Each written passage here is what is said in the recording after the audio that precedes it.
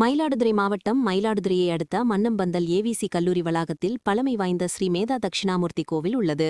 இக்கோவிலில் இருந்தருளியுள்ள ஸ்ரீ உத்தராபதீஸ்வர சுவாமிக்கு சிறுதொண்ட நாயனார் பிள்ளைக்கறி அமுதுபடையலிட்டதை போற்றும் வகையில் அமுதுபடையல் அன்னதான பெருவிழா ஆண்டுதோறும் வெகு விமர்சையாக நடைபெற்று வருகிறது.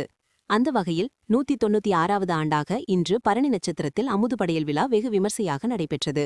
இவ்விழாவை முன்னிட்டு உத்தராபதீஸ்வரருக்கு சிறப்பு அபிஷேக ஆராதனைகள் நடைபெற்றது.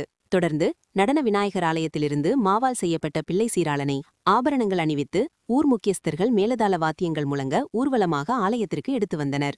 வழிநெடுகிலும் பொதுமக்கள் தீபாராதனை காண்பித்து வழிபட்டனர்.